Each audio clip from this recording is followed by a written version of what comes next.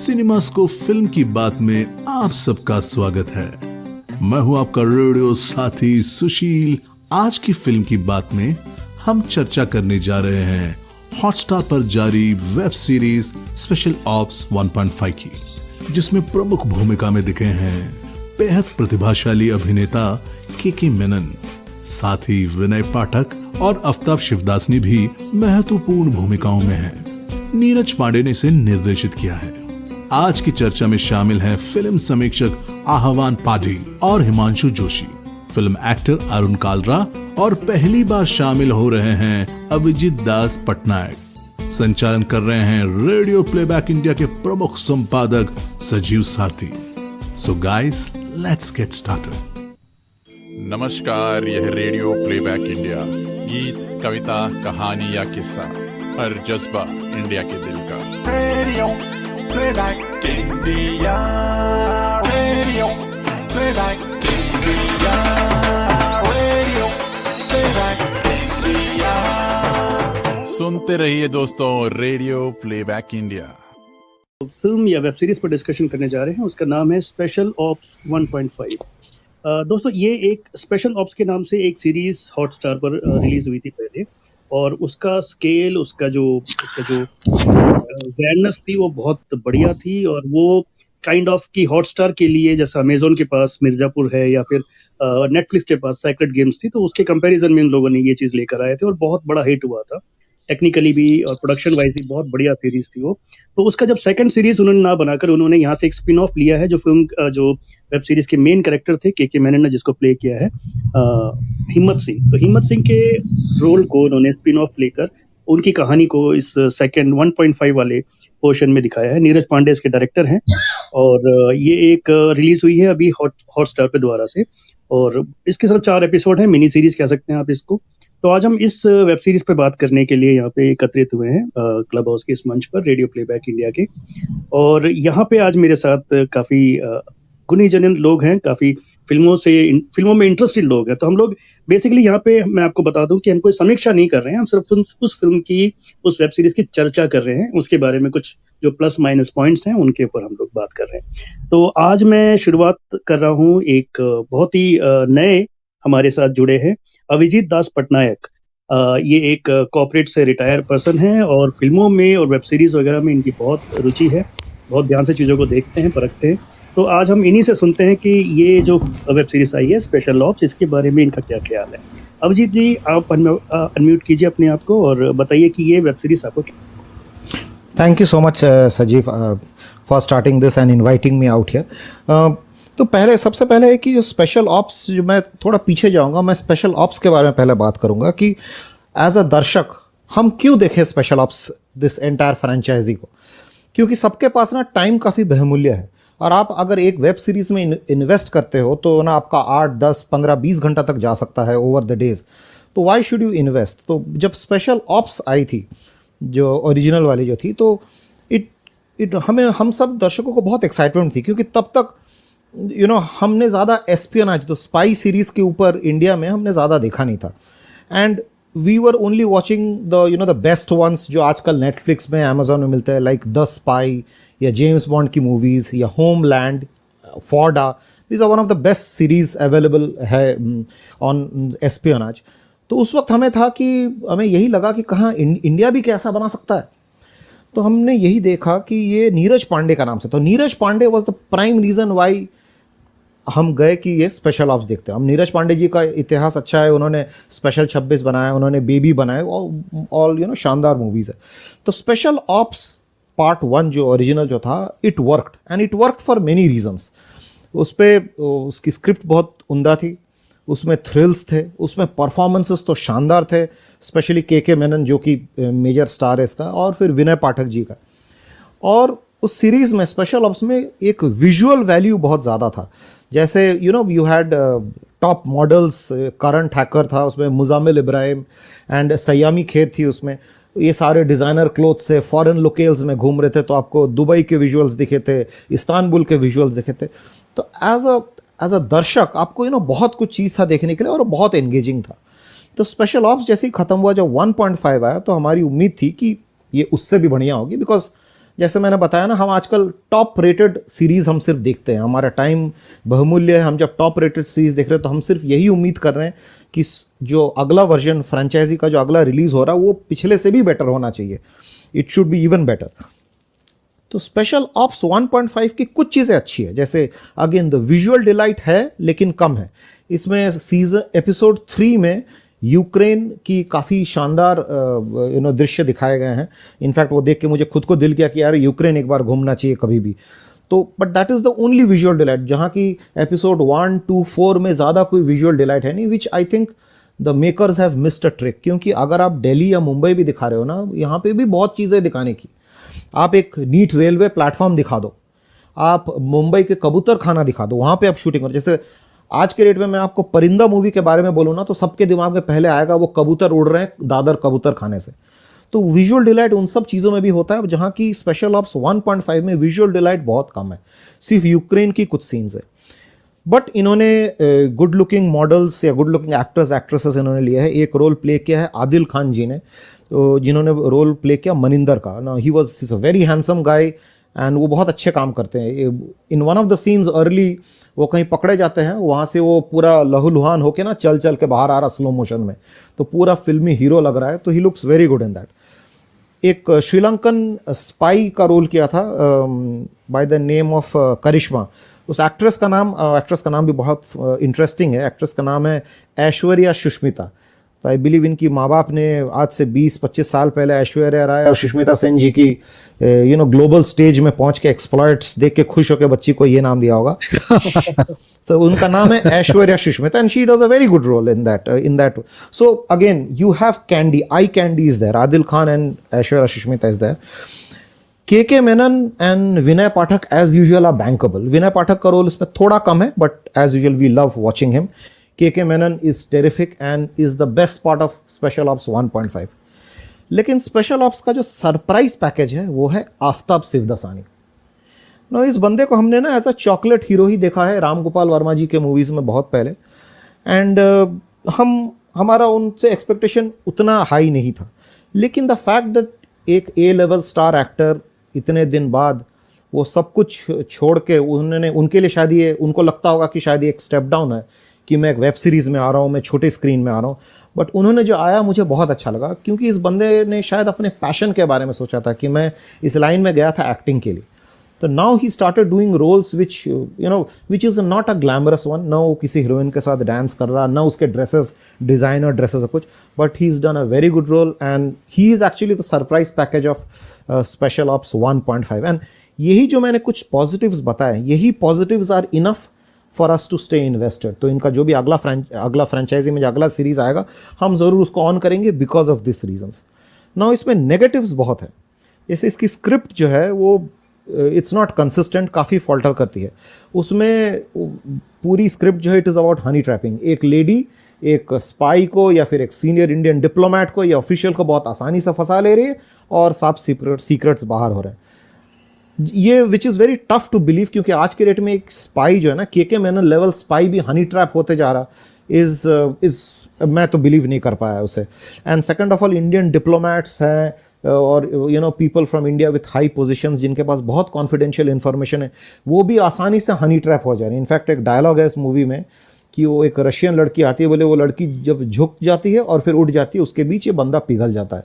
It is very difficult to believe, क्योंकि इनके पास इतने कॉन्फिडेंशियल इन्फॉर्मेशन होते हैं। अगर ये किसी से डील भी कर रहे हैं ना, ये पास में स्पाइस लगा देते हैं उसके ऊपर नज़र रखने के लिए वो कौन लड़की है, कैसी है।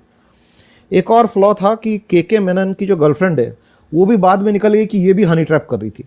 अच्छा, ये एक्चुअली ये दोनों बीच में कुछ महीने बात नहीं कर रहे थे। के मेनन के साथ लड़ाई हुई थी और फिर ये दोनों बात नहीं कर रहे थे, उसके बाद वापस बात करने लगे, तब पता चला हनी ट्रैप है। अब लॉजिकली सोचो, अगर किसी ने पैसे लेके हनी ट्रैप करना है ना, वो 3-4 महीने बात नहीं करेगी, वो हमेशा कोशिश करेगी कि रिलेशनशिप में रहे। तक ये के मेनन जो स्पेशल ऑप्स ओरिजिनल में अपने डॉटर के ऊपर स्पाई कर रही है, वो 1.5 में बहुत आसानी से हनी ट्रैप हो रहा, again is very difficult to believe. So the script is not great and there are some actors who have not been used properly, like Kishore Kadam is a very good actor. ये स्पेशल 26 में थे, ये काफ़ी movies में भी है, black Friday में भी है ये, बट इनको इन्होंने एक पासपोर्ट बनाने वाले का बहुत ही छोटा सा रोल दिया, he was wasted there. This another very interesting character, ये मेरा लास्ट पॉइंट होगा इसका, इज दैट शांतनु घटक बोल के एक एक्टर है, वो रोल करता है नेवल कमांडर चिंतामणि शर्मा का, ये एपिसोड 1 में शायद करता है ना। शांतनु घटक का मैंने गूगल किया, वो इज ए म्यूजिक डायरेक्टर, ये तुम्हारी सुल्लू मूवी की म्यूजिक डायरेक्टर शांतनु घटक। उसने एक छोटा सा रोल किया है जिसमें वो भी हनी ट्रैप होता है, बट उसने रोल इतना बढ़िया कि उसका शेड्यूल ना नरेशन में ऐसे बताया जा रहा है कि ये बंदा बहुत बोर्ड था, बंदा बहुत अकेला था, रोज सुबह उठता था, एक जगह से कॉफ़ी लेता था और अपना काम पे। वही सेम शॉट को उन्होंने ना 7-8 बार देखा, लेकिन बंदे ने इतनी बढ़िया एक्टिंग की ना कि वो 6-7 बार वो शॉट देखने के बाद ना आपको ही बुरा लगने लगता कि हाँ बंदा शायद बहुत ही लोनली है, इसके पास पैसा है, इतना कुछ है, लेकिन बंदा वैसे लोनली है। बट तो मुझे लगा ना इस एक्टर को भी इन्होंने ना पूरा एक्सप्लॉइट नहीं किया, इन्होंने अपना छोटा सा रोल अच्छा किया है, but he should have been exploited more. तो ये इन समरी मुझे ये लगा कि special ops 1.5 is definitely not even close to और as good as the special ops original, but it just about has enough कि वी स्टे इन्वेस्टेड और हम अगले स्पेशल ऑप्स की इंतज़ार करें। जी अभिजीत, काफ़ी अच्छे आपने पॉइंट्स बताए, और स्पेशली ये जो हनी ट्रैपिंग का, तो ये मुझे लगता है कि ये दोनों बातें हैं यहाँ पे। इस वेब सीरीज़ की खासियत भी यही है कि इन्होंने इसको बहुत ज़्यादा डाइवर्ट नहीं किया है अलग अलग चीज़ों में, सिर्फ हनी ट्रैपिंग को ही इन्होंने एक मुद्दा बनाया है। और मुझे लगता है कि वो इसका प्लस पॉइंट भी है, लेकिन जैसे आपने बताया कि ये बहुत ईजिली होते हुए दिखाया गया है बड़े बड़े लोगों के साथ भी, जो इतना आसान भी शायद नहीं होता होगा, या फिर होता होगा, आई मीन ये थोड़ा सा कॉम्प्लिकेटेड मैटर है। एब्सोल्युटली, नहीं सजीव, इवन यू विल अग्री, अगर आज के डेट पे ना आपके पास कोई नया फ्रेंड रिक्वेस्ट आता है या अचानक कोई फ्रेंडली हो जाता है ना, आपके तुरंत आप अलर्ट हो जाते होगे, क्योंकि आपको मालूम है आज के डेट पे इंटरनेट स्कैमिंग होता है, बैंक स्कैमिंग होता है, बहुत कुछ चीजें होते हैं। तो हाउ कम ये डिप्लोमेट्स इतनी इजीली फंस गए, was a bit tough to believe, considering they are the best spies of India we are talking about. Right. और आपने बात करी ऐश्वर्या सुष्मिता की, तो she looks amazing, I mean बहुत ही सुंदर दिखी है, और बहुत ही लगी है कि वो वाकई उस रोल के लिए एकदम परफेक्ट लगी है। एब्सोल्युटली। ये सजीव जी, ये बड़ा ही इंटरेस्टिंग पॉइंट बोला इन्होंने अभिजीत ने, कि ऐश्वर्या सुष्मिता वाला जो पॉइंट है ना, वो तब से मेरे को हंसी आई जा रही है कि बाई चांस अगर कोई तीसरी अगर कोई वर्ल्ड पेजेंट इंडिया की तरफ से होती तो शायद 3 नाम रख देते इकट्ठे, वो ऐश्वर्या, सुष्मिता और आगे भी कुछ और हो। बट माँ बाप को दाद देनी पड़ेगी कि उन्होंने बच्ची को एक एम्बिशन लेके वो नाम दिया था, and they backed her on that also. ये भी बड़ी हो क्या एक्ट्रेस ही बन रही है, ये भी फिल्म वर्ल्ड, ग्लैमर वर्ल्ड में आ रही है, तो kudos to the family. Good. तो आगे बढ़ते हैं, हमारे साथ एवान है। Evan, please unmute yourself and आप अपना टेक लीजिए इस वेब सीरीज के ऊपर। Hi Sachiv, thank you for that. मुझे स्पेशल ऑप्स 1.5 बहुत ही अच्छा लगा, in the sense it was a apt prequel to that 2020 का स्पेशल ऑप्स, जो कि काफ़ी हंगामा किया था डिज्नी हॉटस्टार में, जैसे आपने बोला। और मैं अभिजीत को भी सुन रहा था, मैं उनके काफ़ी पॉइंट से मैं सहमत हूँ। I completely agree with that. Performances तो बहुत ही धुआंधार है सबके। बेसिकली इस शो के क्रिएटर तो नीरज पांडे हैं, लेकिन I think director Shivam Nair है, जिन्होंने नाम शबाना बनाया था शायद 2017 में, and he belongs to the same troupe of Neeraj Pandey. तो वही I saw a kind of pattern, जहाँ पे द सीरीज में बहुत ही ये बैक एंड फोर्थ होता है narrative, it moves back and fourth through the timeline, और हमारा फोकस वो डिस्ट्रैक्ट करता है। हालांकि eight the same time it is very intriguing. उसमें एस्पियोनेज, वो जैसे आपने डिस्कस किया Honey trapping and the sparrow agents, उस पे काफ़ी अच्छा दिखा है। इंट्रिग का क्वेश्चन अच्छा रहता है, लेकिन at the same time the narrative moves back and forth, so उसमें थोड़ा सा इंटरेस्ट लूज होता है। But at the same time action sequences मुझे बहुत ही अच्छे लगे, specially one of those action sequences जहाँ पे Aadil fights with that Russian girl. That was very hard hitting, मतलब it was well shot and बहुत ही रियलिस्टिक और ग्रिटी लगा मुझे वो एक्शन सीक्वेंस। मनिंदर का किरदार जिन्होंने किया है, तो आदिल ने काफी अच्छा किया है उस सीन में, and that stayed with me. Basically उनका कैरेक्टर थोड़ा अच्छा लगा मुझे। It's kind of a character who has gone रोग, आई थिंक नीरज पांडे का वो खासियत रहता है, या may be he has a penchant for shading characters with grey tones, in the sense जैसे अय्यारी में हमने देखा था कि सिद्धार्थ मल्होत्रा गोज रोग, in the same way I think Maninder जिनका जो कैरेक्टर उन्होंने निभाया है, he goes rogue in that, and उन्होंने अच्छा किया है, वो मतलब ग्रे शेड्स को अच्छा दिखाया है। तो और एक चीज ये भी है कि it will be a continuation. I think the film ends with, I mean the series ends with asking the audience like what happens next. Audience demand करता है कि क्या होगा नेक्स्ट में, तो we will definitely wait for that. बस मुझे ये सब यही कहना था। जी, जो शिवम नायर की आपने बात करी, शिवम नायर बहुत अच्छे राइटर हैं और इन्हीं नीरज पांडे वाले जो इनकी टीम है, उसके बहुत ज़बरदस्त हिस्सा रहे हैं। और ये वाक़ई ये जो टीम है, इस टीम ने हमें वाक़ई बहुत अच्छे एक्शन और जासूसी जो एक जॉनर है हमारे यहाँ पे हिंदुस्तान में जो बहुत कम यूज़ होता है, जैसे कि अभिजीत ने बताया, तो उसको उन्होंने एक नई डेफ़िनेशन दी है। और जैसे कि स्पेशल ऑप्स की बात अगर हम करें तो वाक़ई उसके अंदर जो लोकेशंस थे, स्पेशली वो जो ऊँट वाला जो दृश्य था, वो तो कमाल था, मतलब जो भी देखेगा उसको भूल नहीं पाएगा। या तो इसमें भी वैसे इन्होंने आप ये कह सकते हैं कि थोड़ा कम लोकल्स इस्तेमाल किए, बट स्टिल जो उनकी जो कहानी है वो मूव करती रहती है, कभी कोलंबो से, कभी ढाका से, कभी पाकिस्तान, तो एक ओवरऑल इंटरेस्ट बनाए रखते हैं ये लोग। इनकी खासियत यही है कि एकदम जो स्क्रीन प्ले है वो इतना टाइट होता है कि आपके पास कुछ सोचने का टाइम नहीं होता। तो और आगे एक बढ़ते चीज हैं। हाँ, संजय भाई, और एक चीज मैं बोलना चाहूंगा कि मुझे ये समझ में नहीं आया कि if they are trying to show the past of Himmat Singh, ये कौन से एरा में सेट है, ये जो उन्होंने दिखाया है इस सीरीज में। बिकॉज अगर 2001 ये आई डोंट नो, अगर ये 20 साल पुरानी चीज है तो उस तरह की फीलिंग नहीं आ रहा था if you go into the technicalities. Yes, very good point है, one very good point. I mean ये जो फर्स्ट सीरीज थी उसके अंदर इन्होंने पार्लियामेंट अटैक से स्टार्ट किया था, तो हम ये मान के चलते हैं कि 2001 के बाद की बात है, तो यानी कि उससे पुरानी बात होनी चाहिए।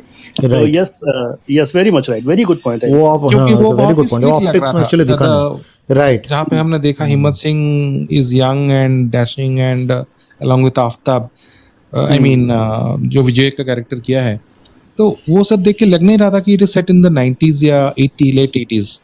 ऐसा लग रहा था कि हाँ it is today, It is today. True, true, true. Yes yes, very much. और तो आपने ये वाकई ऐसी चीजें जिस पर ध्यान नहीं गया, मतलब मेरा भी ध्यान नहीं Yeah. गया, और आपने जब याद दिलाया तो मुझे याद आया बिल्कुल। सजीव, आपने एक बात बताया कोलंबो वाली, तो एक्चुअली कोलंबो मुझे काफ़ी डिसअपॉइंट किया था, because Colombo is a very beautiful city with very beautiful locals, लेकिन इन्होंने कोलंबो की कोई शॉट्स नहीं दिखाया। सिर्फ एक ही शॉट है एक हॉस्पिटल का, जो हॉस्पिटल के अंदर आई थिंक कोई जा रहा था वो हॉस्पिटल के अंदर, तो वो वाला शॉट था। वो फिर बाद में मैंने उसको ना पॉज करके देखा तो मुझे लगा ये हॉस्पिटल कोलंबो का है नहीं, इंडिया में ही सेट बना हुआ है। एंड मुझे इसमें लॉजिक ये लगा कि एक्चुअली श्रीलंका खुली नहीं थी फॉर पोस्ट कोविड, वो बहुत लंबी टाइम तक खुली नहीं थी, तो शायद कोलंबो का नाम से शूटिंग इंडिया में हुआ है, लेकिन यूक्रेन बहुत पहले खुल गई थी, तो शायद यूक्रेन पे का शूटिंग जेन्युइन है, और बाकी शायद इनका shooting I am trying to guess, but I think that could be the reason why Colombo इन्होंने ऐसे ही हमारी सेट्स पे रिक्रिएट किया है, but Ukraine is genuinely shot. Great great, yes yes, very good point. और आफ्ताब की आपने बात करी, तो मुझे ये लगता है कि जो बहुत सारे मतलब पुराने समय के जो हीरो रहे हैं, जो जिन्होंने फिल्मों में काम किया है, उनके लिए बहुत अच्छा मीटी रोल्स मिल रहे हैं इन वेब सीरीज के अंदर। लाइक बहुत सारे लोगों ने जो जैसे मान लीजिए मनोज वाजपेयी भी लगा लीजिए, तो उस टाइम शूल और सत्य जैसी बड़ी बड़ी फिल्में उन्होंने करी हैं। उसके बाद वो जब वेब सीरीज में आए और फैमिली मैन के साथ उनको एक अलग ही रूप हमें देखने को मिला। तो मुझे लगता है कि वेब सीरीज जो है एक रेवोल्यूशन है, मतलब पुराने खास तौर पे जो टैलेंटेड एक्टर हैं, जो एक्टर हैं वाकई। अच्छा, इवन फॉर दैट मैटर आप उसको देखो, ये बॉबी देओल, जी जी, एब्सोल्युटली, मतलब जिसके बारे में लोगों ने, मतलब जिसको बिल्कुल शुरू से ही राइट ऑफ कर दिया, और उसने अपने आप को आकर आश्रम में प्रूव किया। एग्जैक्टली। तो अरुण जी, आपने भी ये वेब सीरीज देखी, तो आप भी बताइए कि आप आपके क्या थॉट्स हैं इसको लेकर? हाँ संजीव जी, ये मैंने वेब सीरीज कुछ समय पहले देखी थी, इसलिए बहुत डिटेल में तो मेरे को याद नहीं है। एक्चुअली में जैसे अभिजीत ने जो पॉइंट बताया ना कि जो ओटीटी पे सबसे मजा आता है मेरे को थ्रिलर्स देखने में, जो एक्शन पैक्ड थ्रिलर्स होते हैं। और जब आप नेटफ्लिक्स पे, मतलब ज्यादातर आप नेटफ्लिक्स पे ही इंटरनेशनल जो हॉलीवुड का सिनेमा देखते हैं, तो वो उसको देखकर मतलब कोई फिल्म देख रहे हैं आप 2-2.5 घंटे की, वो ऐसे टाइम पास हो जाता है कि बस पता ही नहीं चलता है कि आपका मतलब कितना भी आप उसमें हो, आपको 2.5 घंटे आपके बिल्कुल मतलब चुटकी बजाते ही बीत जाते हैं। तो हम सोचते थे कि ऐसा मतलब हम इंडियन स्टार्स के साथ में, इंडियन शक्ल के साथ में, इंडियन हीरोज के साथ में ऐसी ऐसी चीज कैसे देख पाएंगे। तो उस लेवल पे मैं बोलूँ तो जो पहला पार्ट था स्पेशल ऑप का, वो बड़ा अच्छा लगा था मुझे। और के मैनन तो मेरे को लगता है कि उनको जो अब सक्सेस मिल रही है, वो शुरू से वो डिजर्व करते थे उस सक्सेस को। मतलब he is much much talented actor, जितनी की उनको सक्सेस मिली है। और मुझको अब पता चला है कि अब कम से कम 1-1.5 साल तक उनके पास मतलब टाइम नहीं है कोई भी फिल्म साइन करने का। जो मेरे किसी मित्र ने बताया, जो किसी उसकी उनके पास किसी फिल्म को लेकर अप्रोच करने गए थे, तो 1-1.5 साल के लिए वो टोटली बुक्ड है, इतना उनके पास में काम है।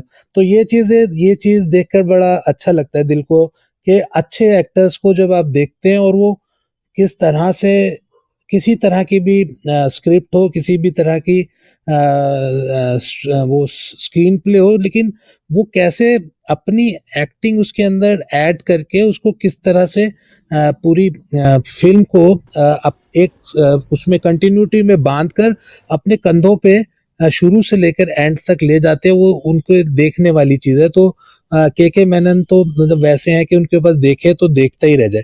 तो खैर ये तो बात हुई इसकी, और उसी की कंटिन्यूशन को देखते हुए कि स्पेशल ऑप दोबारा आ गया है, तो एकदम से मैंने ये हॉटस्टार में ये लगाया स्पेशल ऑप्स 1.5।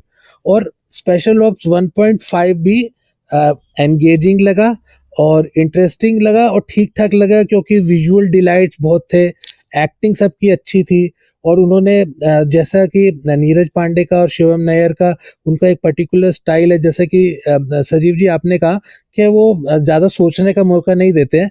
आपका वो कंटिन्यूशन में इस तरह से मतलब बात इतनी जल्दी चलते रहता है सीक्वेंसेस, तो आपको वो मतलब कब टाइम पास हो जाता है आपका, तो आप बिंज वॉच कर सकते हैं एक टाइम में बैठ के पूरा का पूरा ये।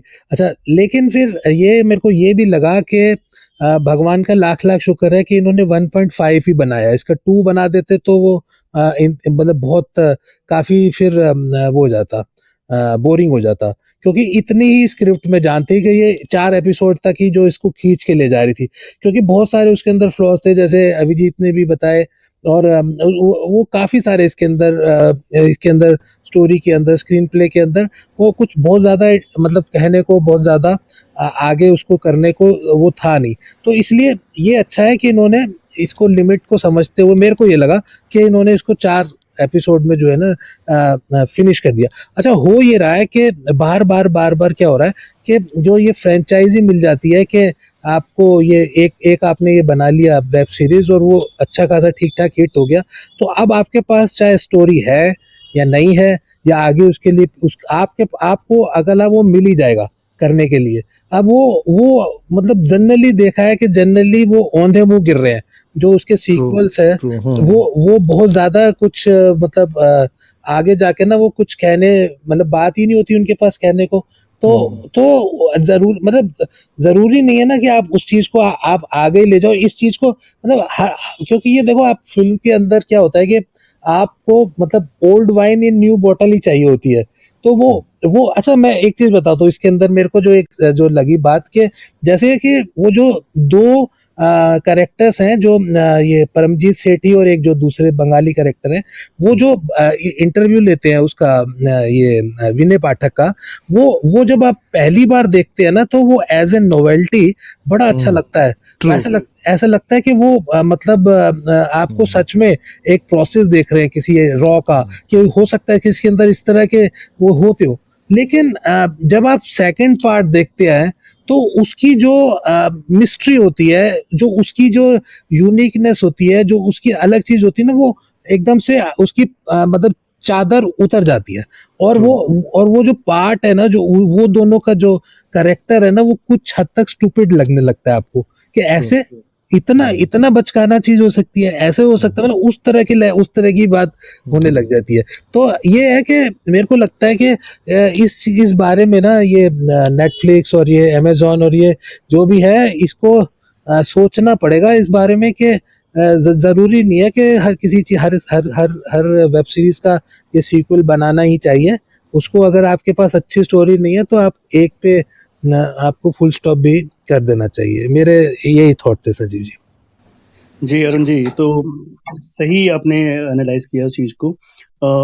मैं 2-3 चीजें और इसमें ऐड करना चाहूंगा कि एक तो फिल्म के जो वेब सीरीज है उसके जो संवाद थे वो बहुत ही शानदार थे। स्पेशली जो मुझे लगता है कि एक जो डायलॉग है जिसमें एक लीडर है वो ये कहता है कि बहुत बुरा लगता है कि जब हमारे पॉलिटिक्स की वजह से आपके जैसे जो ऑफिसर्स हैं उनको भुगतना पड़ता है। तो वो जवाब में के मैनन बहुत सिंप्लिसिटी के साथ कहता है कि बुरा तब लगता है जब पॉलिटिक्स की वजह से देश को भुगतना पड़ता है। तो दैट इज अ वेरी जबरदस्त डायलॉग था वो। ट्रू। और बैकग्राउंड म्यूजिक जो था वो इसका मुझे लगता है कि again up to the mark था, फ्रॉम द जैसे पहला सीजन था बिल्कुल उसके जैसा ही काफी अप टू द मार्क था। तो हिमांशु जी, मैं आपके पास भी आना चाहूंगा। आप प्लीज अनम्यूट कीजिए अपने आप को और अपने व्यूज बताइए इस वेब सीरीज को। सजीव जी, एक चीज मैं बोल रहा था, शायद इसमें ये डायलॉग भी था कि कम कॉम्पिटेंट ऑफिसर्स को ज्यादा कॉम्पिटेंट ऑफिसर्स को इवेल्युएट करने का कोई वो नहीं है। शायद इसी में था ये डायलॉग। ये इसी में था, और ये डायलॉग बहुत बड़ा हिट हो गया है। बहुत अच्छा। मीम्स बन चुके हैं इसके ऊपर। जो कम कॉम्पिटेंट है कॉम्पिटेंट है, अच्छा, उनको अच्छा। ज्यादा कॉम्पिटेंट वालों को कभी जज नहीं करना चाहिए। हाँ, ये बहुत सही लगा ये मुझे। एकदम, ये डायलॉग अभी अगला 5 साल जिंदा रहेगा मिनिमम। कभी कभी दूसरों के लिए लड़ना आसान होता है सर, और अपने लिए लड़ना सबसे मुश्किल। सभी को नमस्कार। विनय जी का ये संवाद और जो अभी सजीव सर ने बताया के मैनन का अपोजिशन के लीडर के साथ संवाद, ये दोनों संवाद मुझे फिल्म में सबसे अच्छे लगे। अभिनय की बात की जाए तो फिल्म पूरी तरह से के मैनन के इर्द गिर्द ही घूमती है। विनय पाठक भी निराश नहीं करते हैं। और जैसे अभिजीत सर ने बताया कि फिल्म में बहुत से मॉडल को लाया गया है, तो मुझे लगता है उनका सिर्फ एक छोटा सा यूज़ फिल्म को खींचने के लिए यहाँ पे किया गया है। मेनली फिल्म के मैनन साहब की थी। अभी सचिव सर ने बताया कि फिल्म का बैकग्राउंड म्यूजिक बहुत ज़बरदस्त था, तो जैसे स्पाई मूवी में होना चाहिए, म्यूज़िक ठीक वैसा ही था। और वैसे तो कोई गाने हैं नहीं फिल्म में, लेकिन बैकग्राउंड में जहाँ जहाँ पे कुछ ज़रूरत थी तो ये म्यूज़िक अच्छा लगा।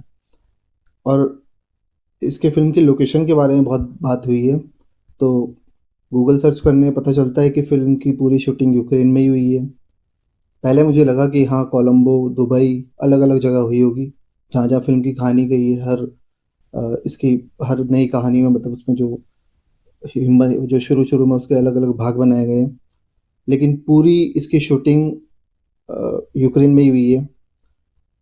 और कैमरा वर्क अच्छा है, यूक्रेन बहुत अच्छा लगता है उसमें। और एक चीज़ जो ध्यान खींचती है वो जैसे पीछे से जो कैमरा चलता हुआ दिख रहा है। शुरू में भी जब सीन आता है तो बैकग्राउंड पीछे से दिखाया जाता है पूरा, और ये बहुत अच्छा लगा है कैमरा वर्क। एंगल अच्छे हैं, यूक्रेन के जो ऊपर से अलग अलग एंगल से जो लिया गया है, पूरा दर्शाया गया है फिल्म को, तो वो बहुत अच्छा काम लगा मुझे। अब स्क्रिप्ट के बारे में यहाँ बात हो गई है पहले की, लेकिन मुझे फिल्म की स्क्रिप्ट और फिर उसकी एडिटिंग में सबसे बड़ा जोर लगा। फिल्म की एडिटिंग बहुत बहुत बहुत निचले स्तर की लगी मुझे। चीनी लड़की की एक बात की गई यहाँ पे बीच में, और बाद में उस चीनी लड़की का कुछ कहीं भी रोल ही नहीं था, या फिर कोई मतलब उससे कोई फिल्म में फ़र्क नहीं पड़ रहा था, बस वो एक दिखाया गया। और के मेनन की गर्लफ्रेंड वाला सीन होता है जो जब उसे एक बार वो बांध के चले जाता है और आता है तो उसे गोली मार देता है, वो समझ नहीं आता उसने उसे बांधा क्यों और क्यों मारा। और उसके बाद जितनी आसानी से टारगेट तक पहुंचा जा रहा था, जैसे एक बार हम देखते हैं कि यूक्रेन में वो ऊपर से बिल्डिंग से देख रहा है नीचे, और उसको नीचे उतनी बड़ी जगह में उसे सिर्फ वही दिख जाता है सीधे, और वो अगले ही पल वो उसके पीछे आगे उसे गोली मार देता है। तो ये सब फिल्म की एडिटिंग और उसकी कहानी में भी बहुत बड़ी दिक्कतें लगी मुझे। और कुल मिला के फिल्म के अगर इसके वेब सीरीज के अगर पॉइंट देने की बात की जाए तो 5 में से 3 या 2, 2.5 इस तरीके से दिए जाएंगे। सजीव सर। जी हिमांशु जी, एक डिस्कशन, वैसे तो हम इस वेब सीरीज पर डिस्कस कर चुके हैं। एक जो इम्पोर्टेंट बात अरुण जी ने कही कि आजकल एक ट्रेंड चल गया है कि सभी वेब सीरीज को जो है, जो सक्सेस हो जाता है, एक वो पैमाना जो बन जाता है, तो उसके बाद फिर उसको रिपीट करते रहते हैं आगे सीजन 2 सीजन 3 में। तो मैं आप सभी से एक जानना चाहूंगा कि जैसे सेक्रेड गेम्स थी, वो उन्होंने बिल्कुल 2 सीजन के बाद बंद कर दिया, आगे नहीं बढ़ाया उसको। एंड अगेन मैं कुछ और जो वेब सीरीज रही है, लाइक मिर्जापुर रही है, आपको लगता है कि क्या ये सीरीज जो है, ये जो सेकंड पार्ट था वो पहले से प्लान नहीं था लेकिन बाद में बनाई गए, और कौन से आपको अच्छे लगे और कौन से आपको ड्रैग्ड लगे? तो ये मैं सबसे एक विचार आप सबसे लेना चाहूंगा। तो अभिजीत, आप बताइए कि कौन सी ऐसी वेब सीरीज आपको लगी है जिसका सेकंड पार्ट जस्टिफाइड रहा? It's a good point. In most web series, even movies में भी ये एक ट्रेंड है कि 80% केसेस में होता है कि ओरिजिनल ही बेस्ट है और पार्ट 2 जो है is not even close. Same secret games में भी वही रीज़न था जिस वजह से पार्ट 2 उतनी अच्छी नहीं थी जितना कि पार्ट 1 अच्छा था। सेम मिर्ज़ापुर में भी part 1 is the iconic one, part 2 is not as good, it is good but not as good. तो बट अभी अरुण कालरा जी ने एक वेब सीरीज़ का नाम बोला, रंगबाज। आई थिंक रंगबाज इज़ वन रेयर वन जिसमें part 2 is actually better than part 1। But yeah, in most cases part 2 generally comes across as a disappointment, and वो सिर्फ they run on the old franchise, वो brand name के ऊपर ही run करते हैं। आज के डेट पे तो हर चीज़ का ही पार्ट 2 पार्ट 3 निकले जा रहा है। जैसे अभी हाल ही में रिलीज़ हुआ है Bunty Babli 2। Actually Bunty Babli part 1 was not a classic film, it was just about an okay film, but इन्होंने क्या किया, उसी ब्रांड के ऊपर ही करके एक के बाद सिर्फ पैसा कमाने का आइडिया है। बट जो मुझे लगता है कि बिकॉज ये वेब सीरीज प्लेटफॉर्म आया है, और अरुण जी भी बोल रहे थे कि बहुत एक्टर्स एक्ट्रेसेस के लिए एक उमदा प्लेटफॉर्म आ गया है to show their skills, and specially in India हमारे OTT प्लेटफॉर्म्स भर के हैं। मतलब मैं तो गिन नहीं सकता हूँ कितने OTT प्लेटफॉर्म्स हैं, उसमें कितने वेब सीरीज बन रहे हैं। तो ये इंडस्ट्री के लिए अच्छा हुआ कि उनके पास कंटेंट है तो बन रहा है, कंटेंट नहीं है तो फ्रेंचाइजी के नाम पे पार्ट 2 पार्ट 3 बनाया जा रहा है, and the show is going on. You know, we must not forget Bollywood जो है, not Bollywood, Indian movies entertains 120 countries in the world. ये हॉलीवुड के बाद नंबर 2 इंडस्ट्री इंडिया में ही है। हम भले हम इंडियन फिल्म इंडस्ट्री को काफ़ी गाली देते रहते, क्रिटिसाइज करते रहते, कोई और कंट्री नहीं है इस वर्ल्ड में हॉलीवुड के बाद जो 120 कंट्रीज को एंटरटेन करती हैं। तो the show must go on and that way we do a good job. Evan, आप बताइए। सजीव, मेरे राय में फैमिली मैन 2 जब मैंने देखा पार्ट 2, वो मुझे काफी बेहतरीन लगा था। As in it was I think superior than its original predecessor. True. हाँ, मुझे वैसा लगा। बट कुछ लोगों का ये भी मानना था कि नहीं, पार्ट 1 मतलब the prequel was the prequel, वो आइकॉनिक था। But I would say that वो काफी बेहतरीन बनाया था, and that is why it gained so much of popularity in the OTT couple of months back. जैसा कि अभिजीत ने भी बोला, I think Mirzapur and secret games lost their primal touch with their sequels. और एक बात ये भी कहना चाहूंगा कि अभी बहुत सारे सीक्वल्स लाइंड अप हैं, लाइक आर्या 2 आ रहा है, and your honour part 2, illegal part 2। So I think the queue is there is a long queue, जहाँ पे हमें ये भी देखने या जज करने को मौका मिलेगा कि हाँ, इसके सीक्वल्स प्रीक्वल से बेहतरीन थे या नहीं। ठीक है, one word from Arun ji, आपसे भी एक छोटा सा जवाब। हाँ, सजीव जी, जैसे इन्होंने फैमिली मैन का जिक्र किया, तो वो मुझे पहले पार्ट और दूसरे पार्ट की भी अच्छी गठी हुई स्टोरी, स्क्रीन प्ले, और मतलब दोनों पार्ट में मेरा डिस्टिंग्विश करना मुश्किल था कि मतलब ये क्यों नहीं बनाना चाहिए था। मेरे को अच्छा लगा, दोनों पार्ट अच्छे लगे। और यही सेम केस आश्रम के साथ भी है, मुझे उसके भी दोनों पार्ट्स अच्छे लगे। और बाकी मैंने रंगबाज का पार्ट 2 देखा नहीं, और जो है सेक्रेड गेम्स और मिर्जापुर, उसमें मेरे को लेट डाउन लगा सेकंड पार्ट। और सेम हियर ऑपरेशन स्पेशल ओडी जो है, इसके अंदर भी मेरे को सेकंड पार्ट उतना वो नहीं लगा। तो मेरे को धीरे धीरे मेरे मतलब यही धारणा बनी कि जरूरी नहीं है कि आप सेकंड पार्ट बनाइए, अगर आपके पास अच्छी स्क्रिप्ट नहीं है, अच्छा आइडिया नहीं है, तो आपको एक पे ही खत्म कर देना चाहिए। जैसे हिमांशु जी, कुछ आप भी? सर अभी तक तो कोई नहीं, लेकिन भोकाल से बहुत उम्मीद है मुझे। भोकाल मैंने देखा है, आई थिंक, हाँ, part 2 it is also good. But जो पार्ट 2 की ना, बिकॉज ये पार्ट 2 डिसअपॉइंटिंग रहता है, इस वजह से कभी कभार ना मुझे लगता है कि आप पार्ट 2 नहीं बनाए बेटर। फॉर एग्जांपल पाताल लोक या स्कैम 1992 या बंदिश बैंडिट्स, इनके पार्ट 1 मुझे इतने उम्दा लगे हैं ना कि अगर ये पार्ट 2 बनाए ना तो मैं दोबारा सोचूंगा कि भाई देखूं कि नहीं, क्योंकि हो सकता है ओरिजिनल का ही मज़ा चला जाए। इनफैक्ट स्पेशल ऑप्स 1.5 खत्म होने के बाद ना मैं वापस स्पेशल ऑप्स ओरिजिनल लगाया, मैं पूरा एपिसोड 1 पार्लियामेंट सीन वीन पूरा देखा, तो मुझे ज़्यादा मज़ा आया स्पेशल ऑप्स ओरिजिनल देखने में। तो या आई वुड विश दैट लोग जब उनका सीक्वल बना, आश्रम भी मैं अग्री करता हूँ कि part 2 is also as good if not better than part 1, but if makers बना रहे हैं, they are riding on a franchisee, they better keep on the quality of the product, else कोई मतलब नहीं होता है, आपका ब्रांड वैल्यू सिर्फ गिरता रहता है। राइट अभिजीत, मुझे ये लगता है कि अगर आप कोई सारे सीजन्स बनाना चाहते हैं तो आपको स्टोरी को उस हिसाब से प्लान करना चाहिए। एब्सोल्युटली। जैसे कि अगर जैसे हम फैमिली मैन की बात करें तो फैमिली मैन में ऑलरेडी उन्होंने थर्ड के लिए प्लानिंग कर ली है। मतलब वो एक ऐसी सीरीज है जिसके अंदर एक बैकग्राउंड सेटअप कर दिया है, अब उसके बाद आप कुछ भी कहानी दिखा सकते हो उसके अंदर। राइट। तो वो एक बहुत ही इंटेलिजेंट गेम खेला है उन्होंने वहाँ पे। और मुझे लगता है कि अभी तक के जो हमारी डिस्कशन में मुझे लगता है कि जो सीक्वल्स आए हैं उनमें फैमिली मैन अभी भी टॉप कर रहा है। True. Anyway, but special ops जो है वो जरूर देखी जा सकती है, और मुझे लगता है कि काफी लोगों ने इसको देख भी लिया है। तो अब देखते हैं कि आगे सीजन 3 ये लोग लेके आते हैं या सीजन 2 लेके आते हैं या नहीं, वो डिपेंड करता है। तो थैंक यू आप सभी का कि आप सबने बहुत अच्छे तरीके से। सजीव जी, इसमें मैं एक छोटा सा पॉइंट और ऐड करना चाहता हूँ कि स्पेशल ऑप्स एक जगह ना बॉलीवुड को भी ट्रिब्यूट देता है। शायद हम सब ने नोटिस किया होगा, लेकिन हम अब बताना भूल गए। हर एपिसोड के पहले जो एपिसोड का नाम है वो एक क्लासिक हिंदी मूवी का उठाया गया है। तो इस बार के जो 4 एपिसोड्स है, एक का नाम है आंधी, दूसरे का नाम है मेरे अपने, तीसरे का नाम है लेकिन, और चौथे का नाम है इजाजत। ये ना गुलजार साहब को ट्रिब्यूट दिया उन्होंने। अच्छा। चारों फिल्म गुलजार साहब की है। Oh wow, that's nice thing. कहानी से मैच नहीं करती सर, कहीं भी बहुत सर खा।